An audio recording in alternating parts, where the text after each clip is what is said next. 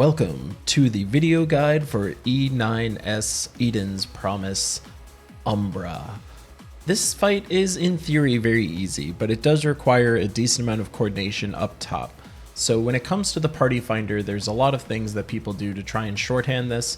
My strong recommendation to you is take the time that you need to make sure that everyone is comfortable knowing where they're supposed to go, who their partners are, what their tile position is.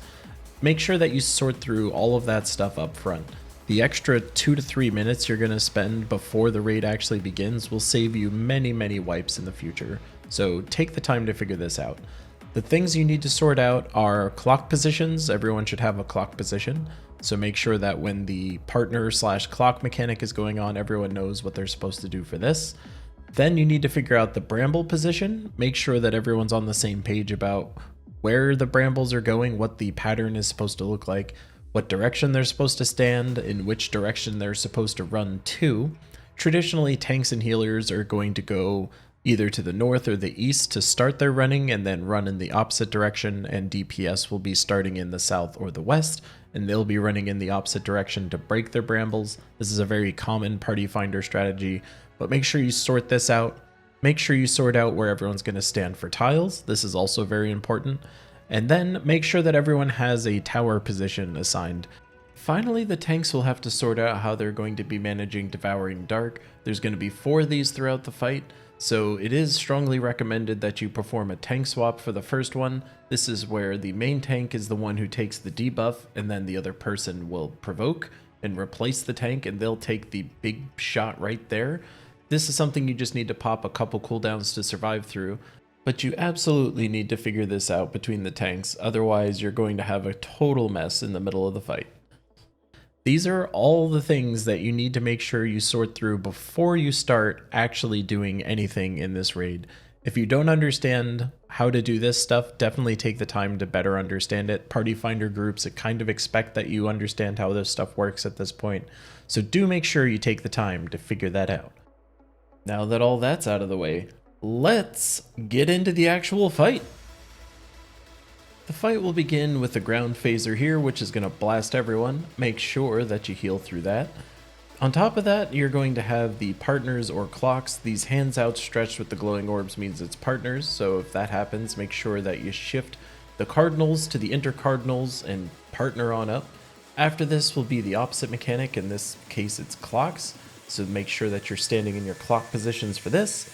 Shortly after that is going to be the Tankbuster. If you've decided to swap, make sure you coordinate here. Otherwise, the main tank will just invuln it and you move on with your life. Coming up shortly after this is going to be a raid-wide phase change. Anytime the boss changes phases, it's going to really hurt. So it's strongly recommended if you have some kind of mitigation you can pop. Definitely nice to do for your healer friends to not want to kill you. Shortly there is going to be a knockback, which is going to basically set up the bramble mechanic. So make sure you're standing where you're supposed to. When you get knocked back, you're going to go ahead and place them brambles and then run to your designated spot to start. From there, you want to then run across. You can start running once the cast bar is done. I know it doesn't look like that's the case, but you absolutely can. And then shortly thereafter, the boss is going to pop the entire room, most of the room at least, and jump into one of the phaser mechanics.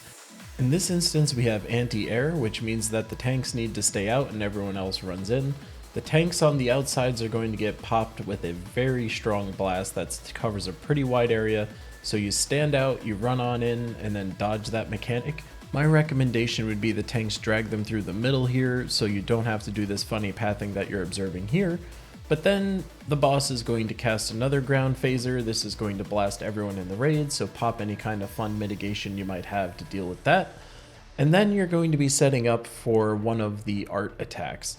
So you have to make sure that you're paying attention to the boss, make sure everyone's ready to jump back into their clocks or partner position. Here the boss is choosing to cleave the left side and is then going to be doing a clock position as signified by both of those telegraphs. So you dodge the first mechanic, get into your clock positions, and then you're good to go. From there, the boss will jump into its next phaser ability. So in this instance, it's going to be the wide angle. Since previously it was the anti-air, it's always going to be the opposite. So make sure that everyone runs in, you dodge the huge initial cleave, the tanks kind of move a little bit to the inside and then drag it on through the middle. Again, this isn't too crazy, but just make sure that for the melee, you're not standing too close to that point blank blast. That happens a lot of times. A lot of people get killed right there. Just don't do that. And then here comes the next Tankbuster. This is Tankbuster 2. In this instance, we did a swap here. Our positioning was a little sloppy, but we got it done all the same. From there, it's going to transition into the next mechanic, which is going to be a phase change. This is setting up the tiles, so make sure that everyone knows where their tiles are and pre-position yourself there. The people on the outside tiles need to be aware of the clouds that are going to be spawning there. Those need to die before they reach the boss, so the healers and the ranged DPS should be able to kill those. In addition to this, there's a debuff ticking down on everybody. Make sure that you're paying attention to this, because when this ticks down to 0, you're going to shoot a Cyclops laser out of your eyes and potentially kill your raid mates. So when this debuff gets low, turn yourself to the outside like this. This is also a great time to transition tiles. And then you're going to make sure that everyone's inside tight, because there's going to be a nice donut AoE here, so get in nice and tight. Take a chance to refresh your tiles, because upcoming next is going to be a half room cleave as signified by this orb. This means that everyone needs to shift over to the middle tiles here and hug that side. So hug the side that you need to get to, and then everyone needs to reset. If you see your partner has tiles that are turning purple, let them reset first. When you have partners like this, that means you're going to be partnering up with the person on your outer tile if you're on inner tile. So make sure you hug them nice and close. This is going to do a nice chunk of damage if you don't. And then everyone gets in for heals. This is going to be the next phase change. Remember that all phase changes come with a ton of damage, so make sure that everyone's nice and healed up. And then you need to get your peepers on, because this is going to get into the summon mechanic. I'll set up how you're going to actually pay attention to what you need to do, but just be aware that she's going to summon 2 copies of herself outside the battlefield, one at a cardinal and one at an intercardinal position, and then cleave half the room. The clones are going to follow her pattern, so they're going to cleave the same side of them that she's pointing. But there is a nice way to figure this out, so let's cover that. There's the so-called brain dead strat, which I super don't really like, but this is the way that I mentally walk through this, and I think it'll help you as well. You start by looking at the boss and which side they're going to cleave. So here I have it indicated the boss is going to cleave to the right. I mentally get rid of the entire right of the room. Then I find the cardinal position clone, and since they're going to also cleave the right, I remove that entire part of the room. Now I know it's going to be in a very specific quadrant in the top left here.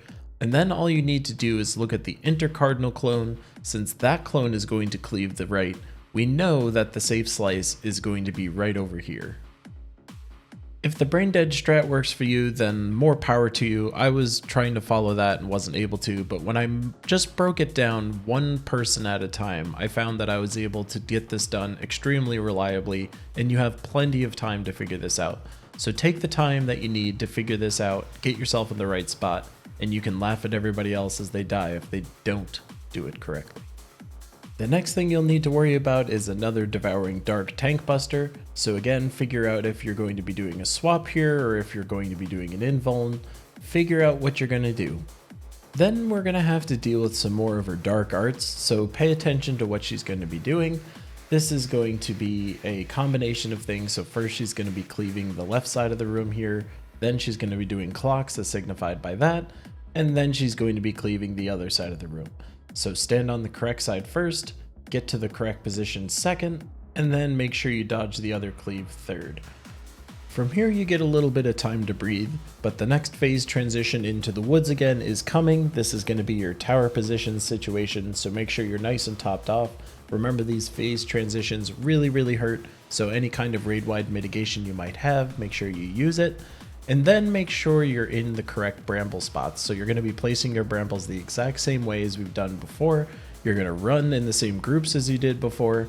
So you place your brambles, you run to your designated position, everyone waits for the tether cast to finish, then you run on across, and then hopefully your group has remembered where their tower positions are supposed to be. You're able to place yourself in your correct spot, and everyone is a happy little lamb that nobody died. It's great. And then you go back into some traditional phaser mechanics that you've seen before. This is going to be the wide angle variant again, so you get in nice and close, you dodge that, the tanks move at an angle, and then you move on into the middle of the field. Everyone's feeling pretty good about themselves, nothing too crazy going on here.